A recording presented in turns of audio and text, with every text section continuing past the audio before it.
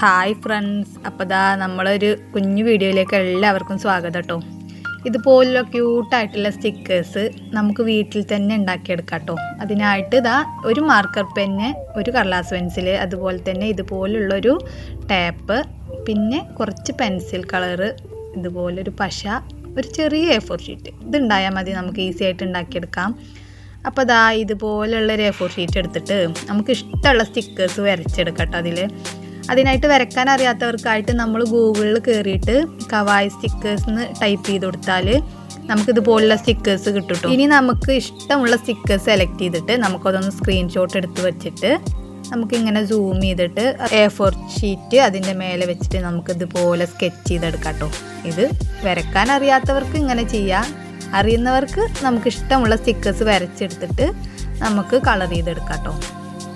അപ്പോൾ ഞാനിവിടെ കുറച്ച് സ്റ്റിക്കർ വരച്ചെടുത്തിട്ടുണ്ട്. അപ്പോൾ കടലാസ് പെൻസിലോട്ടാണ് ഞാൻ വരച്ചെടുത്തത്. അപ്പോൾ ഇനി അത് നമുക്ക് മാർക്കർ കൊണ്ടൊന്ന് ഫുള്ളായിട്ടൊന്ന് വരച്ചെടുക്കുകയാണ് കേട്ടോ ചെയ്യുന്നത്. അപ്പോൾ ഇതുപോലുള്ള വീഡിയോസൊക്കെ നമ്മുടെ കുട്ടീസിനൊക്കെ വളരെ താല്പര്യമുള്ളതായിരിക്കും കേട്ടോ. അപ്പോൾ വീഡിയോ ഫുള്ള് കാണാൻ ശ്രമിക്കണം. അപ്പോൾ അത്യാവശ്യം കുറച്ചൊക്കെ സ്റ്റിക്കേഴ്സ് ഞാൻ വരച്ചെടുത്തിട്ടുണ്ട്. ഇനി അത് നമുക്കൊന്ന് കളർ ചെയ്തെടുക്കണം കേട്ടോ. അതിനായിട്ട് ഞാനിവിടെ കാമലിൻ്റെ കളർ പെൻസിലാണ് കേട്ടോ എടുത്തിട്ടുള്ളത്. നമുക്ക് ഇഷ്ടമുള്ള കളേഴ്സ് ചെയ്യാം കേട്ടോ. പിന്നെ നമ്മുടെ കുട്ടികൾക്കൊക്കെ ഈ അവധിക്കാലം ഇതുപോലുള്ള ഓരോരോ ആക്ടിവിറ്റീസൊക്കെ ചെയ്താൽ അവർക്ക് നല്ല ഒരു എൻ്റർടൈൻമെൻറ്റും ആവും. പിന്നെ നമ്മൾ ഈ TV-യിലും ഫോണിലൊക്കെ കളിച്ചിരിക്കുന്നതിനും പകരം ഇതുപോലുള്ളത് ചെയ്യുന്നല്ലേ നല്ലത്. ഇത് കളർ ചെയ്തെടുക്കുകയാണ് കേട്ടോ.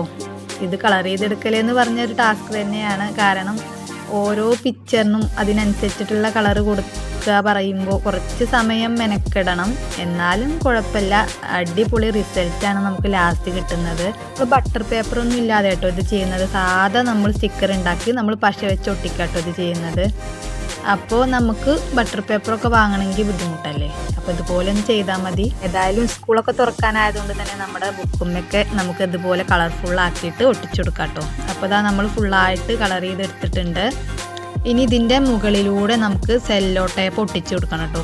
എൻ്റെ കയ്യിൽ ചെറുതാണ് ഉള്ളത്, അതുകൊണ്ടാണ് ഞാൻ ഇത് ഒട്ടിച്ചു കൊടുക്കുന്നത്. ഇതിൻ്റെ വലുതുണ്ടെങ്കിൽ അതാണ് ഏറ്റവും നല്ലത്. ഇനി കയ്യിലുള്ളത് ഒട്ടിച്ചു കൊടുത്താൽ മതി. ഇനി ഫുള്ളായിട്ട് ഇതിൻ്റെ മേലെ ഒന്ന് കവർ ചെയ്യുന്ന രീതിയിൽ ഫുള്ളായിട്ട് നമ്മളൊന്ന് ഒട്ടിച്ചു കൊടുക്കണം കേട്ടോ. പിന്നെ ഈ സെല്ലോ ടേപ്പിനൊന്നും അധികം റേറ്റ് ഒന്നുമില്ല. 5 രൂപക്കാണ് എനിക്കിത് കിട്ടിയത്. ചെറുതാണെങ്കിൽ നമുക്ക് കുറച്ച് അധികം ഒട്ടിക്കണം എന്ന് മാത്രമേ ഉള്ളൂ. ഇനി ഇതൊന്ന് വെട്ടിയെടുക്കണം. നമുക്ക് സ്റ്റിക്കർ കുറച്ച് മുകളിൽ വെച്ച് വെട്ടിയെടുക്കണം കേട്ടോ. അപ്പോഴാണത് സ്റ്റിക്കറിൻ്റെ ഒരു ഭംഗി കിട്ടുക. വെട്ടിയെടുക്കലും ഒരു ടാസ്ക്കാണ് സത്യം പറഞ്ഞാൽ. അപ്പോൾ ഇതുപോലെ എല്ലാതും വെട്ടിയെടുത്തിട്ടുണ്ട് കേട്ടോ. അപ്പോൾ ഇതൊക്കെയാണ് നമ്മൾ ഉണ്ടാക്കിയെടുത്ത സ്റ്റിക്കേഴ്സ് കേട്ടോ. ഞാൻ കുറച്ചേ ഉണ്ടാക്കിയിട്ടുള്ളൂ. ഇനി നമുക്ക് കുറച്ച് അധികം ഉണ്ടാക്കാം. ഞാൻ നിങ്ങളെ കാണിക്കാൻ വേണ്ടിയിട്ട് കുറച്ചേ ഉണ്ടാക്കിയിട്ടുള്ളൂ കേട്ടോ. നമ്മുടെ വീഡിയോ ഇഷ്ടമായ എല്ലാവരും ഒന്ന് ലൈക്കും ഷെയറും കമൻറ്റും സബ്സ്ക്രൈബും ചെയ്യാൻ മറക്കല്ലേ. ഇതിനൊരു സ്റ്റിക്കർ സെലക്ട് ചെയ്തിട്ട് നമ്മൾ പശ തേച്ച് നമുക്ക് എവിടെയാണ് ഒട്ടിക്കേണ്ടത് അവിടെ ഒന്ന് ജസ്റ്റ് ഒട്ടിച്ചു കൊടുത്താൽ നമ്മുടെ സ്റ്റിക്കർ റെഡി ആയിട്ടുണ്ട് കേട്ടോ. എങ്ങനെയുണ്ട്, കാണാൻ നല്ല ഭംഗിയില്ലേ. അപ്പോൾ നിങ്ങൾക്ക് വീഡിയോ ഇഷ്ടമായാൽ എങ്ങനെയുണ്ട് എന്നൊക്കെ ഒന്ന് കമൻറ്റ് ചെയ്യണേ. അപ്പോൾ നമ്മളിനി സ്റ്റിക്കർ ഇതുപോലുള്ള എന്തെങ്കിലും ഒരു പാത്രത്തിൽ ഇട്ടിട്ട് നമുക്ക് സൂക്ഷിച്ച് വെക്കാം. നമുക്ക് ആവശ്യം ഉണ്ടാകുമ്പോൾ എടുത്ത് ഉപയോഗിക്കാം കേട്ടോ. അപ്പോൾ വീഡിയോ ഇത്രയേ ഉള്ളൂ. ഇനി അടുത്ത വീഡിയോയിൽ കാണാം കേട്ടോ.